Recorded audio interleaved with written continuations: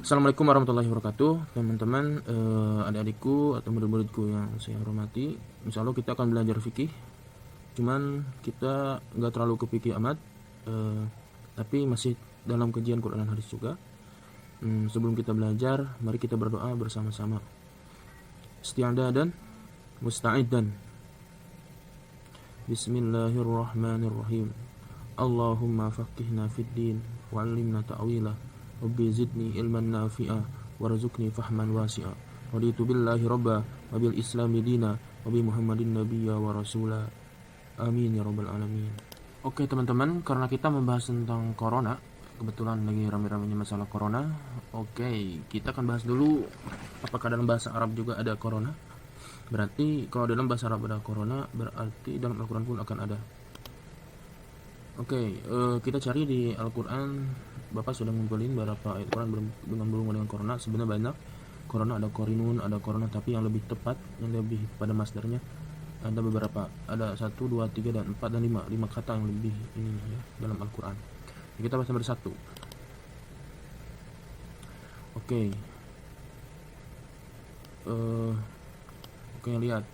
Lihat ayat ke-6. Alam yarau ahlakna min qablihim min qarnin. Corona. Ini artinya, apa kamu lihat banyak orang di antara sebelum kalian itu kornin, suatu umat. Kornin itu diartikan umat atau kelompok orang atau juga daerah, kelompok suatu daerah. Kata Allah mengatakan, apa mereka tidak memandang, tidak melihat, tidak menjadi pelajaran berapa orang yang kami binasakan dari suatu kelompok yang mana kami tempatkan di bumi ini, yang tidak seperti ditempatkan kami pada kalian. Dan kami telah menghujani kepada mereka midroron dengan deras, air subur ya, yang kami menjadikan sungai-sungai mengalir di bawahnya. Fa'ahlakna hum bidunubi ansabim ba'din qarnin akharina. Jadi korona di sini diartikan dengan umat, kelompok. Ya Allah sering bertepatan dengan kata ahlakna dalam setiap Al-Quran. Kalau ada kornin pasti berhubungan dengan ahlakna, kebinasaan artinya. Jadi Allah membuat pelajaran buat kita, buat mereka yang tidak beriman, bahwa ada suatu kelompok yang mana di kelompok itu ada tinggal di suatu bumi, di bumi, tapi bumi ini sangat penuh dengan air yang deras, artinya airnya subur, bahkan sungainya pun mengalir di mana-mana. Tapi Allah binasakan. Ahlaknahum bidunubihim, kan Allah binasakan mereka sama dosa mereka, dan bahkan Allah menggantinya dengan kelompok lain. Pasti kalimat koronon ini berhubungan dengan binasa, ahlakna, bahkan dengan dosa. Hampir mirip dengan zaman sekarang ya. Mungkin Allah belum maksud seperti itu. Oke, ayat selanjutnya adalah nih ayat surat apa, saya tidak lupa lagi. Yaitu lihat ayat 74 nih. Wa kam ahlakna min qablihim min qarnin hum ahsanu asasan wa risa. Banyak sekelompok kami binasakan sebelum mereka, satu kelompok, kelompok. Bahkan kelompok ini ahsanu asasa warisa, itu orang yang paling bagus, asasa perkakasan, rumah tangga, bangunan, waria bahkan dibangga-banggakan dengan penuh pemandangan yang indah. Pertama rumahnya bagus, waria itu bagus dengan apa yang dilihat pemandangannya sangat bagus sekali gitu. Ini yang biasa berhubungan dengan corona ya. Kornin itu pasti ada akhlaknya, dan bahkan umatnya itu kornin itu berhubungan dengan orang yang paling bagus dari segi bangunannya, bahkan bagus pandangannya di sekitarnya. Oke, kita ayat selanjutnya. Nih ayat ketiga, yaitu kam ahlakna, min qablihim min kornan panadaw wala tahina manas. Ahlakna kami binasakan, banyak kami binasakan sebelum mereka, min kornin satu kelompok. Mana ada mereka, bahkan kemudian mereka saling berteriak, walata, dan lata, bukankah hari ini tempatnya berlari, hina manas, ketika saatnya berlari. Ini tentang korona juga ya. Kornin ini bukan hubungan Al-Quran dengan kondisi, tetapi kata yang ada dalam Al-Quran, setiap kornin itu pasti berhubungan dengan ahlaka, kebinasaan. Bahkan di suatu tempat disebutkan mereka saking takutnya, panadaw wala tahina manas, mereka saling berteriak, saling memanggil, walata, ayo kita lari, kemari hina manas, bukankah hari ini adalah waktunya lari, katanya. Ini kornin ini ya. Jadi kornin itu artinya kelompok. Bahkan dalam ayat selanjutnya disebutkan nih 36, oke ayat 36. Nah, ayat 36. Wa kam ahlakna, nah, ahlaknya lagi. Ahlakna pasti berhubungan dengan kornin lagi. Ahlakna dan kornin lagi, ahlakna kornin. Kami binasakan sebelum mereka kornin satu kelompok. Hum mereka ini, kornin ini, kelompok ini lebih kuat batshan kekuatanannya. Bahkan mereka telah menjelajahi dunia fil bilad di berbagai negara. Fahal hal minal mahis, apakah mereka minal mahis bisa berlari? Ini juga kornin ya, kalimat kornin yang berhubungan dengan ahlakna. Okay. Kita lihat ayat selanjutnya, ini kalimat corona ya, kornin. Yaitu bahkan dalam ayat ini ada kalimat wakorna. Nah, korna ini sebenarnya bukan dari kata corona, dari kor dan na, berbeda ya. Cuman karena ada korna, ini lebih unik lagi nih. Allah menyuruh wakorna, hai para perempuan wakorna, berdiam diri lah. Korna dan fi buyutikum, di rumah-rumah kalian. Pertama, wala tabaruja tabar jahiliyah, dan janganlah berlebih-lebihan berhiasa seperti berhiasan orang jahiliyah yang terdahulu. Wa aqimis salat, nah disuruh untuk mendirikan salat. Wa atina zakat, bahkan disuruh untuk melaksanakan zakat. Wa ati'nallaha, dan taat kepada Allah. Wa rasula, dan utusannya. Nah, jadi kalimat korona juga di sini, walaupun korona di sini bukan dari corona, asalnya dari korro asalnya, tapi ini bisa diartikan korona pendekatannya. Setiap corona itu pasti berhubungannya dengan akhlakna, tapi di sini beda karena walaupun dari ini bukan dari wajan kornanya, tapi dari kor. Oke, paham ya? Nah, korna di sini berdiam diri, disuruh berdiam diri buyutikum, di rumah-rumah kalian. Nah, jadi seolah kayak zaman sekarang ya, di rumah suruh diam di rumah gitu. Bahkan sholatnya di rumah, ya jakatnya di rumah. Nah, ini kalimat korna dalam apa di dalam Al-Qur'an. Nah, saya akan bahas di sini adalah hadisnya. Bahkan dalam hadis itu tidak disebutkan dengan korna. Korna itu adalah dengan kalimat ta'un. Nah, ini dalam kitab kitab apa lupa lagi. Syarah Syariah di mana ini? Nama kitab lainnya lupa. Kitab Sahih Bukhari. Dalam Sahih Bukhari dikatakan, ini dalam bab tentang bab ajri sabir fil ta'un. Ta'un ya. Oke, kita tentang ta'un ya, ta'un. Di dalam hadis dikatakan bahwa ini hadisnya ya, dari hadis 5402 tentang ta'un atau penyakit. Oke, teman-teman, kita akan belajar tentang hadis ini ya.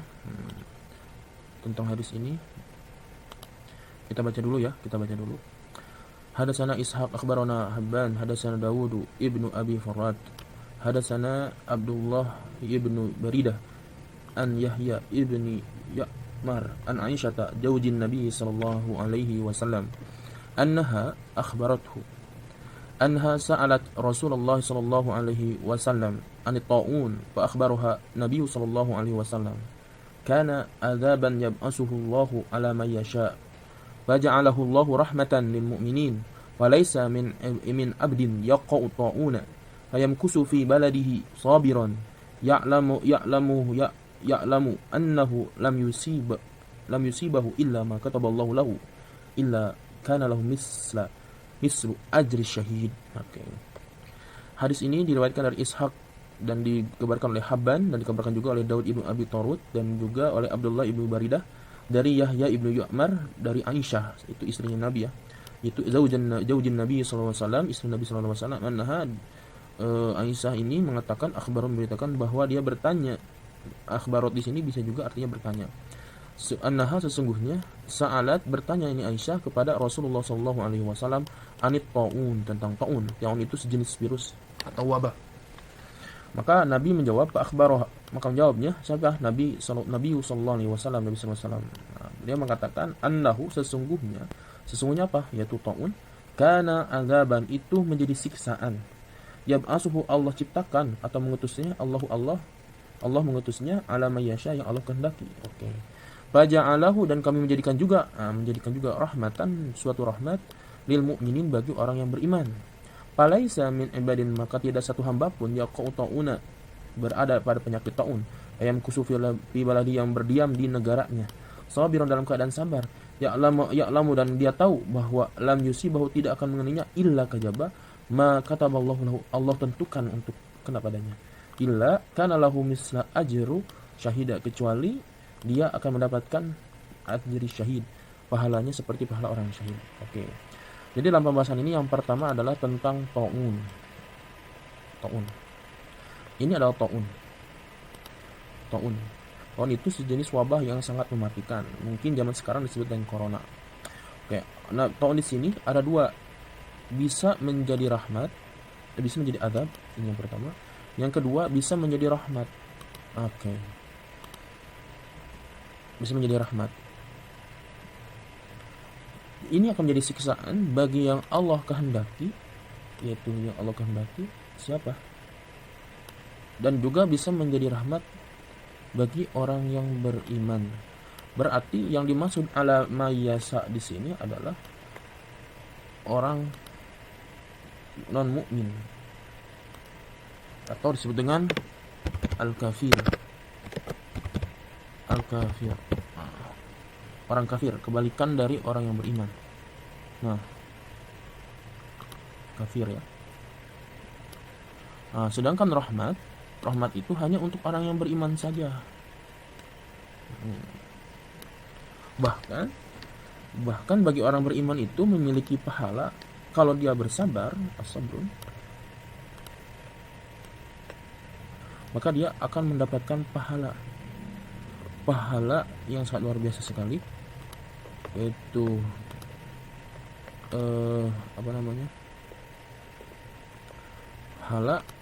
pahala mislu ajri syahid. Jadi dapat pahala seperti pahalanya ganjaran orang yang syahid di jalan Allah. Jadi bagi mereka yang terkena musibah corona, jangan takut bahwa penyakit ini insya Allah akan menjadi rahmatun bagi yang beriman. Kalau dia bersabar, maka itu akan memiliki pahala atau pahala seperti pahalanya orang syahid di jalan Allah. Oke, dari ini disimpulkan bahwa ta'un itu ada dua ya. Bisa menjadi rahmat, siksaan, bisa menjadi rahmat. Oke, sekian aja. Sebenarnya banyak fikihnya di sini. Nanti saya akan membahas bagaimana mayit yang terkena corona, apakah boleh dimandikan, apakah tidak. Itu banyak menurut madhab. Bahkan di zaman dulu pun ada, jika mayit itu tidak bisa dimandikan, itu ada alasan tertentu. Mungkin nantilah pembahasannya. Di sini sudah jelas bahwa yang kita kaji itu adalah tentang ta'un. Jadi hari ini kita belajar tentang ta'un, bahwa ta'un itu bisa ada dua ya, bisa menjadi azab, bisa menjadi rahmat.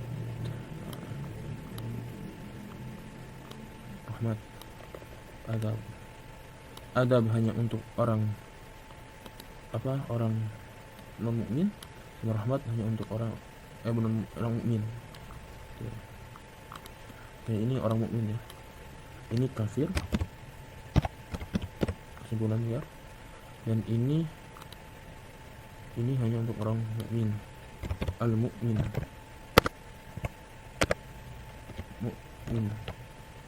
Ini hal yang berbeda dua-duanya.